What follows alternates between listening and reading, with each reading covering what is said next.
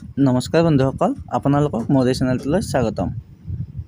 আজি মই আৰু কেইটামান কুৱেশ্যন লৈ আহিছোঁ। কালি ইতিমধ্যে আপোনালোকক এনেকুৱা ধৰণৰ কুৱেশ্যন কেনেকৈ আপোনালোকে ছল্ভ কৰিব সেইটো মই দেখাই দিছোঁ অলৰেডি। এতিয়া কালি মই দেখাইছিলোঁ, ইয়াত আপোনালোকৰ গোটেইকেইটাত কি আছিল আপোনালোকে আগৰ ভিডিঅ'টো চাই ল'ব, তেতিয়া লক্ষ্য কৰিলে গম পাব। ইয়াত গোটেইকেইটাতে আপোনালোকৰ 1 আছিল, কিন্তু আজি ইয়াত 1 নাথাকে, বেলেগ বেলেগ সংখ্যা থাকিব। তেতিয়া বেলেগ বেলেগ সংখ্যা থাকিলে আপোনালোকে কেনেদৰে কুৱেশ্যনবিলাক আপোনালোকে ছল্ভ কৰিব সেইটো দেখুৱাই দিম। এতিয়া চাব, মই কি কৰিম, ফাৰ্ষ্ট যিটো আগৰ কুৱেশ্যনকেইটাত যেনেদৰে মই আগৰ ভগ্নাংশটো লিখি লৈছিলোঁ, এইটো ভগ্নাংশটো আপোনালোকৰ লিখি ল'ম আজিও। এতিয়া ইয়াত কি আছে, 1/5। মই ইয়াত ভগ্নাংশটো লিখি লৈছোঁ। লিখি লৈ কি কৰিম, আমি ইয়াত প্ৰথম কি দিম, 1 দিম। তাৰপিছত কি আছে, তলত 5 আছে, তাৰপিছত ইয়াত 5 দি দিম। এতিয়া কি কৰিব লাগিব, আমাৰ ইয়াত যোগ চিন আছে, কেইটা যোগ চিন আছে, 1 2 3 4টা। আমি কি কৰিম, 4টা যোগ চিন দি দিম। তাৰমানে আমি 4বাৰ যোগ কৰিম। কিন্তু ইয়াত কালি আমাৰ কি আছিল, 1 আছিল। 1 থকাৰ কাৰণে আমি ইয়াত 1টো লিখা নাছিলোঁ। আজি কি আছে চাওক, এইটো কুৱেশ্যনত আমাৰ 2 আছে। গতিকে এই গোটেইকেইটাৰ কাষত আমি ইয়াৰ কাষতো 2 আছে, 2 লিখিলোঁ। এইটোৰ কাষতো 2 আছে, 2 লিখিলোঁ। এইটোৰ কাষতো 2 আছে, ইয়াতো 2 লিখিছোঁ, আৰু ইয়াতো 2 আছে। গতিকে আমি ইয়াতো কি লিখিম, 2 লিখিম। এতিয়া কি কৰিব লাগিব চাব, আমি কি কৰিব লাগিব, এইটো 2টো যি আছে, আমি আগে কি কৰিম, এই 5টোৰ লগত এই 2টো পূৰণ কৰিম। তাৰমানে কিমান হ'ব, 5 2 গুণ কিমান হ'ব, 10। এই 10টোৰ লগতহে আমি ইয়াত 1টো যি আছে এইটো যোগ কৰিম। তাৰমানে ইয়াত 1টো কিয় লিখা নাছিলোঁ, ইয়াত যদি আমি 1 দি দিওঁ, 5 1 গুণ কি, 5 5 1 6। তাৰমানে আমি এইটোৰ লগত 1 পূৰণ কৰিলেও আমি সেই সংখ্যাটোৱে পাওঁ। সেইকাৰণে আমি ইয়াত গোটেইকেইটাত 1 লিখা নাছিলোঁ। এতিয়া আমাৰ যিহেতু 1 নাই, বেলেগ বেলেগ সংখ্যা থাকিব, গতিকে আমি সংখ্যাকেইটা লিখিব লাগিব। ইয়াত চাওক কি হ'ব, 5 2 গুণ 10, 10 1 11। ঠিক সেইদৰে এইবাৰো আমি ইয়াত 2 আছে, গতিকে আমি কি কৰিব লাগিব, 11 11 2 গুণ কি হ'ব, 22। 22ৰ লগত 5 যোগ কৰিলে কি হ'ব, 27 27। এইবাৰো ইয়াত 2 আছে, গতিকে আমি কি কৰিব লাগিব, 27 পূৰণ 2, 27 2 গুণ কিমান হ'ব আমাৰ, 27 2 গুণ হ'ব 54ৰ লগত যদি আমি 54ৰ লগত যদি আমি 11টো যোগ কৰোঁ কি হ'ব, 4 1 5 আৰু 5 1 6। তাৰমানে আমাৰ কি হ'ল, 65। আৰু ইয়াত কি হ'ব, ইয়াতো এইবাৰ কি কৰিব লাগিব, 2ৰে 65ক পূৰণ কৰি আমি এইটো যোগ কৰিব লাগিব। তাৰমানে আমাৰ 65 2 গুণ কি হ'ব, 65 2 গুণ হ'ব আমাৰ 130, প্লাছ কি হ'ব 27।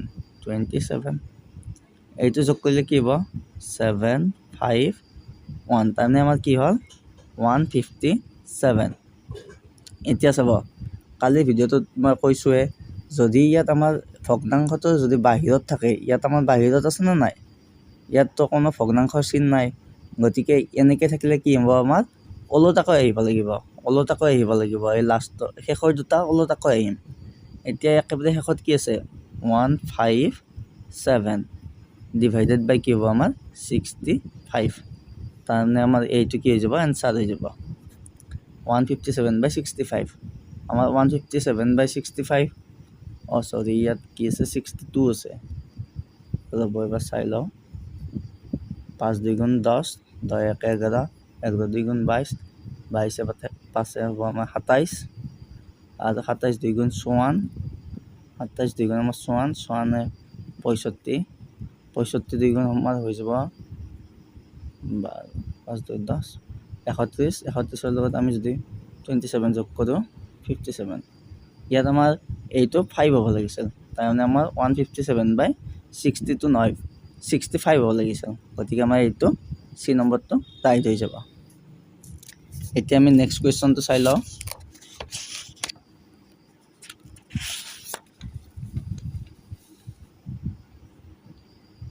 এবাৰ চাব, নেক্সট কুৱেশ্যনটো কি দিছে, আগৰটো নিচিনাই ঠিক। ইয়াত আমাৰ সংখ্যাবিলাক কি আছে, ইয়াত আৰু এটা কথা মন কৰিব আপোনালোকে, ইয়াত আমাৰ ওপৰত গোটেইকেইটাত 1 আছে, ইয়াতো 1 ইয়াতো 1 ইয়াতো 1। এইটো বাৰু কথা নাই, এইটো শেষৰ ভগ্নাংশ।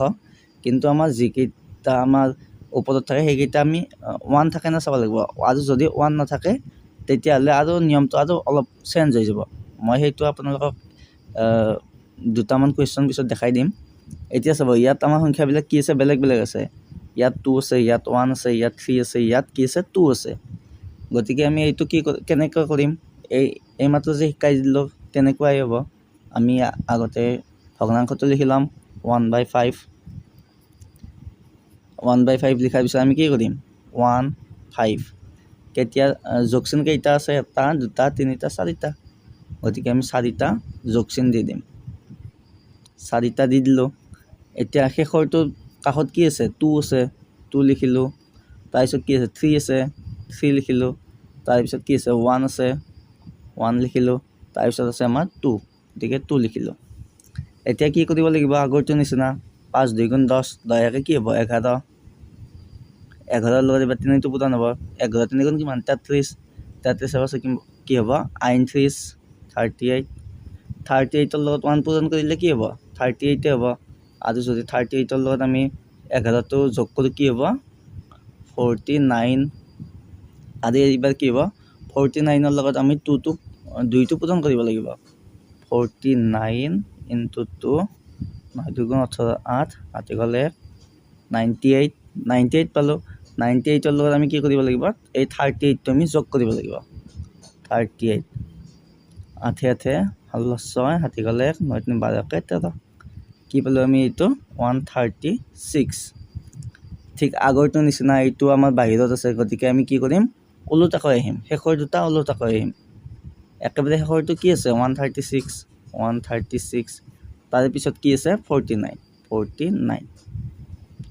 এইটো আমাৰ কি হৈ যাব আনসাৰ হৈ যাব গতিকে আমাৰ চি নম্বৰত এইটো আছে 136/49 এইটো আমাৰ শুদ্ধ হৈ যাব এবাৰ নেক্সট কুৱেশ্যনটো চাও কি দিছে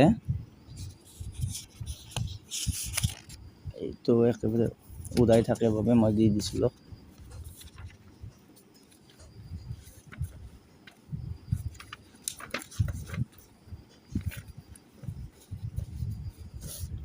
এবাৰ নেক্সট কুৱেশ্যনটো চাব কি দিছে ইয়াত আমাৰ গোটেইকেইটাত বিয়োগ আছে দেখিছেনে ইয়াতো বিয়োগ ইয়াতো বিয়োগ ইয়াতো বিয়োগ ইয়াতো বিয়োগ এতিয়া আগৰ দুটাত আমাৰ কি আছিল যোগ আছিল আৰু ওপৰত গোটেইকেইটাতে 1 আছে এতিয়া আমি কি কৰিম শেষৰ ভগ্নাংশটো লিখি ল'ম আগৰবাৰৰ নিচিনা 1/3 1 3 এতিয়া আমাৰ কি আছে বিয়োগ আছে গতিকে আমি কি কৰিম কেইটা বিয়োগ আছে এটা দুটা তিনিটা চাৰিটা গতিকে আমি চাৰিটা বিয়োগ চিন দি দিম চাৰিটা বিয়োগ চিন দি দিলোঁ এতিয়া আমি কি কৰিম এই প্ৰথম বিয়োগ চিনটোৰ কাষত কি আছে 2 আছে 2 লিখিলোঁ তাৰপিছত কি আছে 3 আছে 3 লিখিলোঁ তাৰপিছত আছে 2 আৰু 2 লিখিলোঁ তাৰপিছত আছে 3 ইয়াতো 3 লিখি দিলোঁ এতিয়া আমি কি কৰিব লাগিব আগত আমাৰ 1 থাকিলে কি কৰিছিলোঁ এইটোৰ পৰা এইটো বিয়োগ কৰিছিলোঁ ডাইৰেক্ট কিন্তু আমাৰ ইয়াত যিহেতু 2 আছে 1 নাই গতিকে আমি কি কৰিব লাগিব 3 2 গুণ 6 6ৰ পৰা এইটো তাৰমানে এই দুটা পূৰণ কৰি তাৰ পৰা এইটো বিয়োগ কৰিব লাগিব এতিয়া আমাৰ কি হ'ব 3 2 গুণ 6 6ৰ পৰা 1 গ'লে 5 ঠিক সেইদৰে 5ৰ লগত এবাৰ 3টো পূৰণ হ'ব 5 3 গুণ কিমান হ'ল 15 15ৰ পৰা যদি আমি 3টো বিয়োগ কৰি কি হ'ব 15ৰ পৰা 3 গ'লে 12 এতিয়া ঠিক সেইদৰে 12ৰ লগত এবাৰ কি কৰিম 2টো পূৰণ কৰিম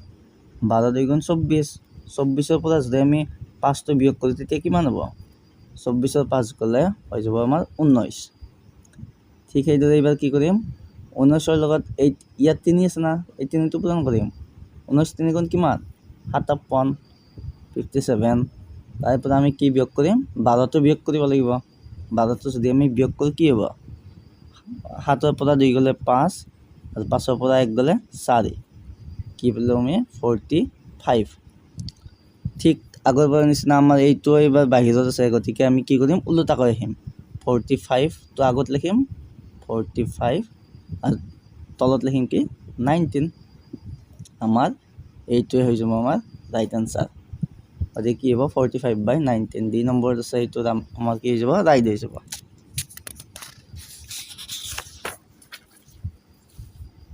এনেকুৱা ধৰণৰ কুৱেশ্যন আপোনালোকে কম্পিটিটিভ এক্সামবিলাকত আপোনালোকে পাই থাকিবই গতিকে আপোনালোকে কেৱল কেনেদৰে কৰে ইয়াত সংখ্যা যিয়ে নিদিয়ক কিয় আপোনালোকে পাৰিবই কিন্তু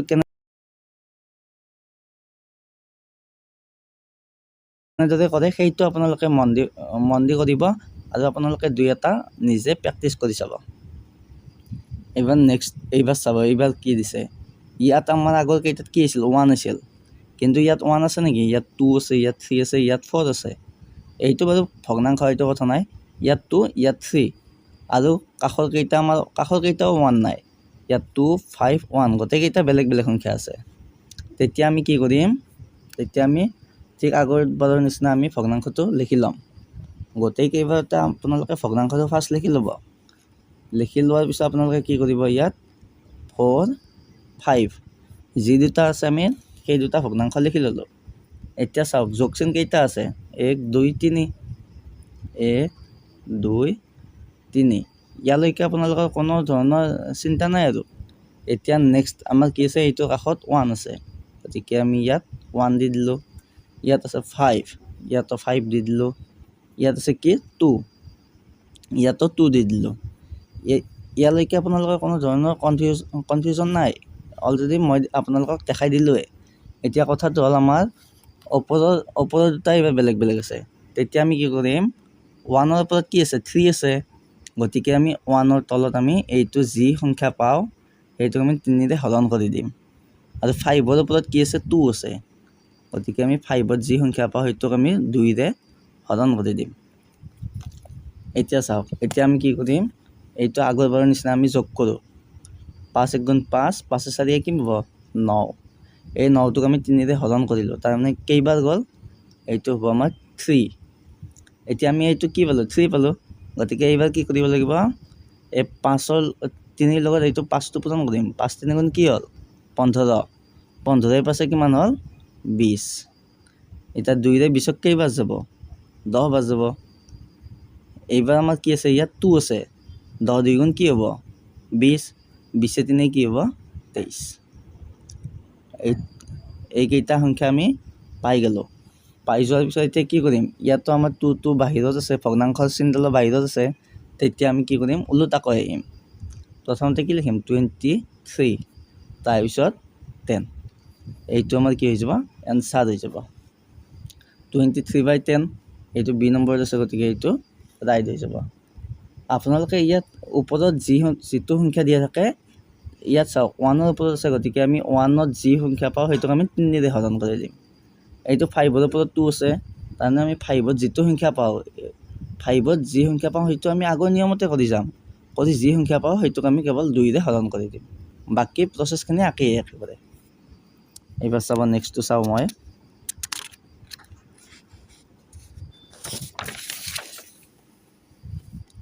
এইবাৰ চাওক, নেক্সট কুৱেশ্যনটো কি দিছে।